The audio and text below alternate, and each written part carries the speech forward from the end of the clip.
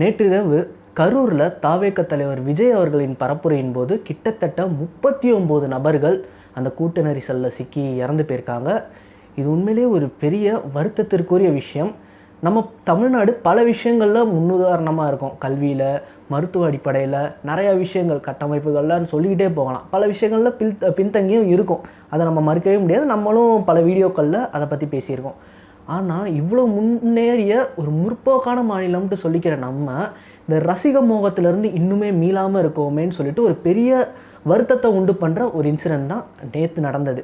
இந்த சம்பவத்தில் பாதிக்கப்பட்ட குடும்பத்தினர்களுக்கு நம்ம சார்பாக ஒரு ஆழ்ந்த இரங்கலை தெரிவிச்சுக்கிறோம். இந்த சம்பவத்துக்கு பல பேர் பல கருத்துக்கள் சொல்கிறாங்க. முக்கியமாக இந்த சம்பவத்துக்கு காரணம் இப்படி குழந்தைகளை தூக்கிட்டு வந்தது, அதே மாதிரி இப்படி சில உடல்நிலை சரியில்லாதவங்கெல்லாம் வந்தது தான் அந்த சம்பவத்துக்கு ஒரு காரணமாக இருக்கும். அவங்கள அந்த தள்ளுமுள்ள அவங்களால மூச்சு விட முடியல, அந்த மூச்சு திணறலில் மயக்கம் அடைஞ்சு இறந்துட்டாங்க. அதுதான் இந்த சம்பவத்துக்கு ஒரு பெரிய காரணம்ட்டு ஒரு பக்கம் டாக் போயிட்டுருக்கு. இன்னொரு பக்கம் இது திமுகவுடைய பிளான் பண்ண ஒரு சதி, இது செந்தில் பாலாஜியோட வேலை, அவங்க தான் இடத்த சின்ன இடமா கொடுத்தாங்க, அப்படி இப்படின்னு ஒரு டாக் ஒரு பக்கம் போய்கிட்டு இருக்கு. இன்னொரு பக்கம் விஜய் அவர்கள் ஒரு அரசியல் கூட்டத்தையே இன்னும் கட்டமைக்கலை, இவர் ஒரு ரசிக கூட்டத்தை தான் சேர்த்து வச்சிருக்காரு, இந்த ரசிக மோகத்தினுடைய உச்சி தான் இந்த சம்பவத்துக்கு ஒரு பெரிய காரணம் அப்படின்ற ஒரு டாக் இன்னொரு பக்கம் போய்கிட்டு இருக்கு. இப்படி இருக்கும் பட்சத்தில் இந்த தாவேக அணில் குஞ்சுகள்லாம் என்ன பண்ணுறாங்க தெரியுமா? ஐ ஸ்டாண்ட் வித் விஜய்ன்ட்டு ஒரு ஹேஷ்டேக் ட்ரெண்ட் பண்ணுறாங்க.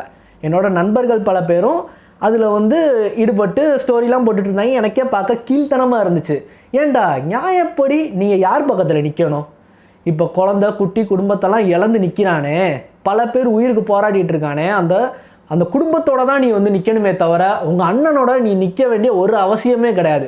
உங்கள் அண்ணனோட பிளான் என்ன? காலையில் 8:45 இல்லை ஒரு 9 மணி போல் நாமக்கல்லில் பரப்புரை.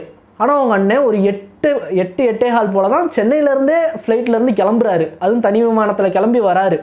தனி விமானத்தில் கிளம்பி வந்துட்டு அவர் நாமக்கல் போகவே 2 மணிக்கு போகிறாரு. 2 மணி. அதே இது கரூரில் பிளான் பண்ண டைமிங் 11 மணி. ஆனால் இவர் எத்தனை மணிக்கு போனார்? 7:40, நைட்டு 7:40, கிட்டத்தட்ட 8 மணி அந்த கணக்கில் போகிறாரு. காலையிலேருந்து, அதாவது காலைல 11 மணிலேருந்து அந்த கூட்டம் சோறு தண்ணி இல்லாமல் நின்றுக்கிட்டு இருக்கு. அதே மாதிரி பல காவல்துறையினர்கள் வேலை வெட்டி இல்லாமல், அதாவது வேலை வெட்டி இல்லாமல் மீன்ஸ் என்ன, பல கிரைம் அங்கே ஏரியாவில் நடக்கும். அது எந்த விஷயத்தையும் பார்க்காம இவர் வராருன்றதுக்காக அந்த பாதுகாப்பாக கூட்டிகிட்டு போய் அவரை பாதுகாப்பாக கூட்டிகிட்டு போகணுன்றதுக்காக காலையிலேருந்தே அந்த இடத்துல நின்றுக்கிட்டு இருப்பாங்க. அவங்களெல்லாம் கொஞ்சம் கூட கவனிக்காமல் இவர் பாட்டுக்கு அசால்ட்டாக வருவார். அந்த லட்சணத்தில் தான் உங்கள் தலைவர் இருக்கார். அதே மாதிரி அதை கூட விட்டுருவோம். இந்த பிரச்சனை நடந்துருச்சு, அவரோட பரப்புரையும் முடிச்சுட்டு அவர் கிளம்பிட்டு ஏர்போர்ட் போகிறாரு. அங்கே இருக்கிற ப்ரெஸ் பீப்புள் மயக்க நிட்டுறாங்க. அதை தவிர்த்துட்டு அவர் பாட்டுக்கு ஏறி போகிறார், ஒன்றும் சொல்லாமல் போயிட்டு நைட்டு ஒரு 12 மணி போல், 11:30-12 மணி போல் போடுறாரு, என்னோட இதயமே நொறுங்கி இருக்குது அப்படின்ட்டு. இதெல்லாம் ஒரு தலைவனுக்கு அழகா? இப்போ நீ யார் கூட நிற்ப? உன் தலைவன் கூட நிற்பியா, இல்லைன்னா அந்த மக்கள் கூட நிற்பியா? நீயே சொல்லு. உங்கள் தலைவர் அசால்ட்டாக வருவார், அசால்ட்டாக போவார். அங்கே காலையில் சோறு தண்ணி இல்லாமல் ஒரு ரசிக மோகத்தில் அந்த மக்கள்லாம் நின்றுக்கிட்டு இருப்பாங்க. அதெல்லாம் எதுவுமே கண்டுக்காமல் ஒரு மெதுவாக வருவார். இதுக்கு கேட்டால் ஒரு முட்டு கொடுப்பாங்க. அவ்வளோ கூட்டத்தை மீறி எப்படி வர முடியும் அவரால்? இதெல்லாம் போலீஸ்காரவங்க தான் காரணம், போலீஸ்காரவங்க தான் கூட்டு போகணுன்ட்டு அவங்களுக்கு தான் அந்த பொறுப்பு இருக்குது அப்படின்பாங்க. உங்கள் தலைவர் பேச்சு ஆரம்பிக்கிறதுக்கு முன்னாடியே போலீஸ்காரவங்களுக்கு நன்றி சொல்லி தான் ஆரம்பித்தார். என்னை கூட்டிகிட்டு இந்த கூட்டத்தெல்லாம் பார்த்துக்கிட்டதுக்கு ரொம்ப நன்றின்னு சொல்லி தான் அவர் ஆரம்பித்தார். இந்த விஷயத்தில் போலீஸ்காரவங்களை நீங்கள் ஒன்றும் சொல்ல முடியாது, ஏன்னா விஜய் அவர்களே நன்றி சொல்லிட்டார். அப்படி இருக்கும்போது இந்த கூட்டத்தை கட்டுப்படுத்த முடியாமல் ஒரு என்ன சொல்கிறது, ஒரு எந்த விதமான விஜய் எப்படியாவது பார்த்துடணும், அவர்கிட்ட எப்படியாவது செல்ஃபி எடுத்துருக்கணுன்ற ரசிக மோகத்தினால தான் இவ்வளோ பெரிய சம்பவம் இன்றைக்கி நிகழ்ந்திருக்கு. இந்த ரசிக மோகத்தில் மக்களை முட்டாளாக்கி வச்சிருக்கிற பொறுப்பு யாருடையது? அந்த தலைவனோட தானே. அந்த தலைவர் அந்த ப்ரெஸ் பீப்புளை பார்க்காம நடந்து போகிறார். இந்நேரம் ஒரு தலைவர்னால் நின்றுக்கணும். அட்லீஸ்ட் நீங்கள் ஸ்பாட்டுக்கு கூட போக வேணாம். அந்த கட்சியில் இருக்க ஒரு மாவட்ட செயலாளர் போகணும், பொதுச் செயலாளர் இருக்கார், திரு புஷி ஆனந்த் அவர்கள் இருக்கார், அவர் போயிருக்கணும். அட்லீஸ்ட் தலைவர் திருச்சியிலேருந்து இல்லை எல்லா வேலையும் பார்த்துருக்கணும். இப்படி நீங்கள் கூட நில்லுங்க. அந்த அறிக்கையிலே கூட அவர் எங்கேயும் குறிப்பிடலை, இப்படி நீங்கள் அந்த மக்களுக்கு கூட நில்லுங்கன்ட்டு. இவர் பாட்டுக்கு அறிக்கையில் அவரோட இதை மட்டும் போட்டுட்டு போயிட்டார். அங்கே குறைஞ்சபட்ச ஆளுகளாவது பக்கத்தில் இருக்கணும். ஆனால் அதையும் அவர் பண்ணலை. இப்படி ஒரு அரசியல் கூட்டத்தை தான் விஜய் அவர்கள் மெயின்டைன் பண்ணி வச்சுக்கிட்டு இருக்காரு இத்தனை காலமாக. கொஞ்சம் கூட கூறு இல்லாத ஒரு அரசியல் கூட்டத்தை தான் விஜய் அவர்கள் இப்படி வச்சு நடத்திக்கிட்டு இருக்காரு ஒரு கட்சியாக. இதுக்கு முன்னாடி பல சமூக வலைத்தளங்கள்லையும் சரி, நம்ம விஜய் அவர்களை பற்றி முன்னாடி போட்ட வீடியோலையும் சரி, நான் சொன்ன விஷயம் அதுதான். விஜய் அவர்களுக்கு வந்து ஒரு நல்ல ஃபேன் பேஸ் இருக்குது. அவங்களெல்லாம் நல்லா அரசியல் படுத்தி நல்லா பக்குவப்படுத்தி வந்தார்னா கண்டிப்பாக அவர் வந்து நல்லாவே ஜொலிக்கலாம். அவருக்கு ஒரு நல்ல ஷைனிங்கான ஒரு ஃப்யூச்சர் இருக்குன்றதை நம்ம சொல்லியிருந்தோம். இதை நம்ம பல விஷயங்கள் அவரை பற்றி விமர்சனமாக பேசுகிறோம். அவர் பேசுகிற தப்புகள் எல்லாம் நம்ம எடுத்து சொன்னால் இவங்க உடனே கதறு தளபதி சம்பவம் அப்படின்ட்டு நம்மளை வந்து கமெண்ட் பண்ணி பேசுவாங்க. நீ திமுக கை குடின்பாங்க, எதையாவது சொல்லிக்கோடா, அதை பற்றி கவலையே இல்லை அப்படின்னு சொல்லிட்டு நம்ம அவங்கள ஒதுக்கிட்டு போயிடுறது. இந்த அளவுக்கு தான் விஜயோட கட்சியோட கட்டமைப்புன்றதே இருக்குது. உதாரணத்துக்கு எடுத்துக்கோமே, இன்றைக்கி பல கான்ஸ்பைரசியை வந்து பரப்பிக்கிட்டு இருக்காங்க. முக்கியமாக அதில் சிலதை வந்து நாம் லேட்டராக வந்து வீடியோவோடையே காட்டுறேன். நிறையாது ஏதோ லூசுத்தனமாக ஒரு கீழ்த்தனமாக இறங்கிலாம் பேச ஆரம்பிச்சிருக்காங்க இந்த கூட்டம். அதாவது இந்த இதுக்கு வந்து திமுக தான் சரியான இடம் தரல, அதனால தான் அந்த கூட்ட நெரிசலில் தான் இந்த பிரச்சனை வந்து நடந்துச்சு அப்படின்னு சொல்லிட்டு திமுகவை ஒரு பக்கம் ப்ளேம் பண்ணுறது. அதாவது ஒரு பரப்புரைன்னு எடுத்துக்கோங்களேன். அதுக்கு வந்து பொதுச் செயலாளர் கீழே அந்த கரூருக்குன்னு ஒரு மாவட்ட செயலாளர் இருப்பார். அவர் ஒரு குறிப்பிட்ட இடத்த வந்து கொடுப்பார். இந்த இடம்லாம் ஆப்ஷனில் இருக்குது, இதில் எந்த இடம் வந்து கவர்மெண்ட்லேருந்து தராங்களோ அந்த இடத்துல வந்து பரப்புரை நடத்திக்கலாம் அப்படின்ட்டு சொல்லிவிட்டு அவர் ஒரு இடத்த கொடுத்துருவார். அவர் சொன்ன இடத்துலேருந்து ஒரு இடத்த எடுத்து தான் கவர்மெண்ட்டும் பரப்புரைக்கு பர்மிஷன் வந்து தருவாங்க. அப்படி இருக்கும் பட்சத்தில் இவர் 2 இடம், அந்த லைட் ஹவுஸ் ரவுண்டானான்றாங்க, அதே மாதிரி வந்து ஒரு பஸ் ஸ்டாண்டில் ரவுண்டானாலாம் கேட்டிருக்காங்க. பொதுவாக இந்த மாதிரியான இடங்கள்லாம் வந்து மாற்றுப்பாதைன்றது வந்து கண்டிப்பாக இருக்கணும். ஏன்னா விஜய் அவர்களுக்கு வந்து பல கூட்டம் வருது. அதுலேயும் பல கூட்டங்கள்லாம் பார்த்துக்கிட்டிங்கன்னா மரத்தில் ஏறுறதும், இருக்கிற இடத்துலலாம் அந்த இருக்கிற இடத்துலலாம் வந்து டேமேஜ் பண்ணிட்டு போயிடுறதும், அங்கே சில தேவையில்லாத செயல்களில் ஈடுபடுறதும், அதாவது அங்கே மரத்தில் ஏறி ஆடுறது, அதே மாதிரி வந்து அங்கே இருக்கிற எதையாவது செவுத்தெல்லாம் உடைக்கிறது. இந்த திருவாரூரில் வந்து வேளாங்கண்ணி கோயிலுக்கு அந்த கோயிலோட செவரை வந்து இடித்ததெல்லாம் வந்து நியூஸ் வந்துச்சுல்ல, அந்த மாதிரி செயல்களில் ஈடுபடுறாங்கன்றதுனால அவங்களுக்கு வந்து பார்த்து கொடுக்க வேண்டியது தான் இருக்குது. அப்படி இருக்கும் பட்சத்தில் அவங்களுக்கு எந்த இடம் கரெக்டாக இருக்குன்றதை பார்த்து தான் இவங்களும் கொடுத்துருக்காங்க. அதுவும் கலெக்டர், அந்த கவர்மெண்ட் அஃபிஷியல்ஸ்லாம் டிஸ்கஸ் பண்ணி தான் அந்த இடத்த வந்து கொடுப்பாங்க. சரி, அவங்க வந்து ஒரு சின்ன இடத்த கொடுத்துட்டாங்கன்ட்டே வச்சுக்குவோம். அதே மாதிரி இன்னொரு பிரச்சனை வந்து பேசப்படுது. என்னென்னா, போலீஸ்காரவங்க ஒரு பாதுகாப்பே தரது கிடையாது, பாதுகாப்பே எங்களுக்கு தரதே இல்லை அப்படி சொல்கிறாங்க. ஆனால் இதே விஜய் அவர்கள் தான் இந்த பிரச்சாரம் ஆரம்பிக்கிறதுக்கு முன்னாடி, இந்த பரப்புரை ஆரம்பிக்கிறதுக்கு முன்னாடி கரூரில் வந்து சொல்கிறாரு, ஏன்னா வந்து இப்படி பைபாஸ்லேருந்து இந்த கூட்டத்தெல்லாம் மீறி ஏன்னா கூட்டு வந்ததுக்கு ரொம்ப நன்றி அப்படின்னு சொல்லி காவல்துறைக்கு நன்றி சொல்லி தான் இந்த பரப்புரையை விஜய் அவர்கள் வந்து ஆரம்பிக்கிறாரு. அதுக்கு முன்னாடி போன பிரச்சாரத்தில் என்ன சொன்னார்னா, இப்படி வந்து காவல்துறை வந்து நமக்கு நிறையா விதிகள் போடுறாங்க, நிறையா ரூல்ஸ் போடுறாங்க, அதை உடச்சிட்டு வர நமக்கு தெரியாதா அப்படின்னு சொல்லி இவரே வந்து அந்த கூட்டத்தை வந்து ட்ரிகர் பண்ணுறாரு.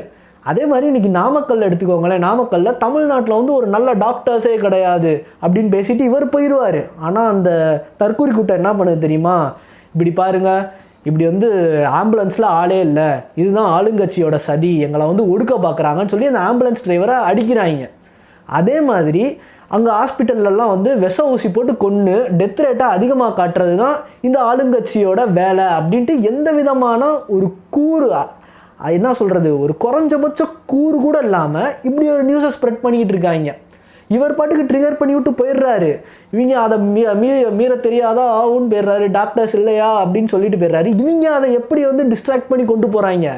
இது வந்து நம்ம மாநிலத்துக்கு ஒரு பெரிய அவமானத்தை தான் ஏற்படுத்துது.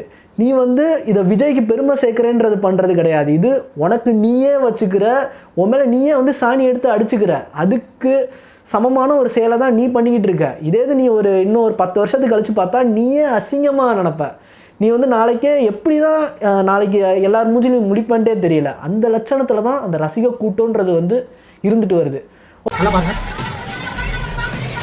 இவங்க நல்லா உட்காந்து அழுதுருக்காங்க. ஆனால் இவங்களே செத்து போன மாதிரி ஒரு இன்னொரு வீடியோ தூக்கிட்டு போகிறாங்க. பாருங்க, காட்டுங்க, அதிகம் பாருங்க. ஒருத்தெல்லாம் பேசுகிறாங்க, இப்படி வந்து அந்த கூட்டத்தில் வந்து ஹாஸ்பிட்டலில் தூக்கிட்டு போகும்போது உசுர் இருக்குது, அப்படியே உசுர் இல்லாமல் தூக்கிட்டு போகிறாங்க. ஆனால் அதே அம்மா வந்து அழுதுகிட்டு இருக்குன்ட்டு. அந்த அம்மா வந்து தான் பிள்ளையை இழந்துட்டு அழுதுகிட்டு இருக்குடா. அந்த அம்மாவும் கூட்டத்துக்கு போயிருக்கு, மயக்கத்தில் தூக்கிட்டு போய் அந்த அம்மா பொழைச்சிருச்சு, அந்த குழந்தை பாதிக்கப்பட்டிருக்கு, அதனால அந்த அம்மா அவ்வளோ அழுகுது. இவ்வளோ கீழ்த்தனமான கூட்டத்தை வச்சுக்கிட்டு எப்படி விஜய் அவர்கள்லாம் நடத்திட்டு இருக்காருன்றதே நமக்கு வந்து சத்தியமாக ஒரு கேள்விக்குறியாக தான் இருக்குது. இந்த கூட்ட நெரிசலில் சிக்கினதுக்கு ஒரு பெரிய காரணம், ஒன் ஆஃப் தி பெரிய ரீசன்னா இந்த ரசிக மோகம் தாங்க. இவ்வளோ நேரம் நான் பேசினேன்ல, இந்த ரசிக மோகத்தை கட்டுப்படுத்தினாலே இந்த மாதிரியான நெரிசல்கள் இருக்காது. இதுக்கு முன்னாடி நிறையா சினிமாக்காரர்கள் அரசியலுக்கு வந்து ஜொலிச்சிருக்காங்க, பல இடங்களில் கூட்டம் போட்டு பேசியிருக்காங்க. உதாரணத்துக்கு விஜயகாந்த் அவர்களே எடுத்துக்கோங்களேன். அவரோட கூட்டத்தை எப்படி கட்டுப்படுத்தணுன்றது அவருக்கு தெரியும். அந்த கட்சியில் பல கட்சிகளை கூட எடுத்துக்கோங்க, அந்த கட்சியில் மாவட்ட செயலாளர், வட்ட செயலாளர், அவங்க கண்ட்ரோலில் தான் அந்த கூட்டன்றதே இருக்கும். ஒரு கயிறு போட்டு இந்த இடத்துல நீங்கள் நிற்காதீங்க அப்படின்ட்டு பக்குவப்படுத்தி கூட்டு போகிற கூட்டம்.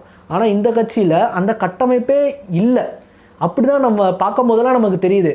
ஒரு மாவட்ட செயலாளராக ஒரு கூட்டத்தை இங்கே நில்லுங்கப்பா, ரசிகர்களா இங்கே நில்லுங்கப்பான்னு சொல்லி பக்குவப்படுத்த வேண்டியது அந்த குறிப்பிட்ட கட்சியினுடைய தலைவரும் பொதுச் செயலாளரும் மற்றும் அந்த மாவட்ட வட்ட செயலாளர்கள் அவங்க கையில் தான் இருக்கே தவிர, இதில் போலீஸ்காரவங்களை மட்டும் நம்ம ப்ளேம் பண்ணிட முடியாது.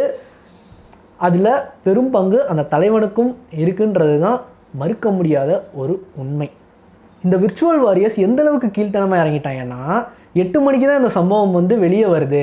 ஆனால் செந்தில் பாலாஜி அவர்கள் வந்து 8:15 எப்படி ஹாஸ்பிட்டல் வந்தார், இதிலேருந்தே தெரியலையா, இது வந்து திமுகவுடைய பிளான் பண்ண ஒரு சதி, திமுக தான் எங்களை வந்து சின்ன இடம் கொடுத்து ஒடுக்கிருச்சு, அவங்க பிளான் பண்ணி தான் அதை பண்ணியிருக்காங்கன்னு சொல்லி ரொம்பவே கீழ்த்தனமான ஒரு நியூஸை வந்து ஸ்ப்ரெட் பண்ணிகிட்டு இருந்தாங்க. இல்லை தெரியாமல் தான் கேட்குறேன். செந்தில் பாலாஜி ஹாஸ்பிட்டலுக்கு வரதுக்கு முன்னாடியே அதிமுக முன்னாள் அமைச்சர் விஜயபாஸ்கர், கரூர் விஜயபாஸ்கர் வந்து அந்த பாதிக்கப்பட்ட எல்லா மக்களையும் பார்த்து நலம் விசாரிச்சுட்டு இருந்தார். இப்போ அதை என்ன சொல்லுவீங்க, அதிமுகவோட சதின்டா சொல்லுவீங்க? இந்த அளவுக்கு எந்த ஒரு கட்டமைப்பும் இல்லாமல், குறைஞ்சபட்ச கூறு இல்லாமல் தான் இந்த கூட்டம்ன்றது இருந்துட்டு வருது. நான் இந்த வீடியோ முடிகிறதுக்கு முன்னாடி ஒன்று சொல்லிடுறேன், தயவு செஞ்சு இந்த விஷயத்தில் அரசியல் படுத்தாதீங்கடா. ஒரு 39 உயிர் இன்னும் வர போயிருக்கு, இன்னும் எவ்வளோ உயிர் போயிருக்குன்றதே நமக்கு தெரியலை.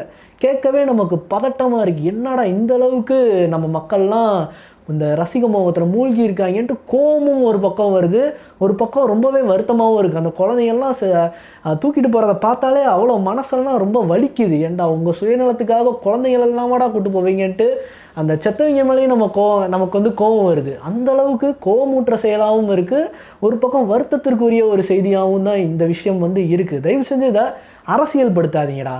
நேர்மையாக ஒரு விசாரணை அமைச்சு அதில் என்ன பண்ணணும், அதிலேருந்து வரதை வச்சு பேசுங்கடா தயவு செஞ்சு. இந்த வீடியோ பார்த்துட்டு நிறையா பேர் என்ன சொல்லுவாங்க, திமுக கைக்குலின்னு கமெண்ட்டில் வருவாங்க, 200 ரூபா ஊப்பின்னு வருவாங்க, இவன் வந்து பிஜேபி ஆளுன்பாங்க, அதிமுக ஆளுன்பாங்க, என்னன்னாலும் சொல்லிக்கோடா. உனக்கு கூறு இல்லை, அதை நீ ஒத்துக்க மாட்டேன்னா பார்க்க முடிஞ்சால் பாரு, இல்லைனா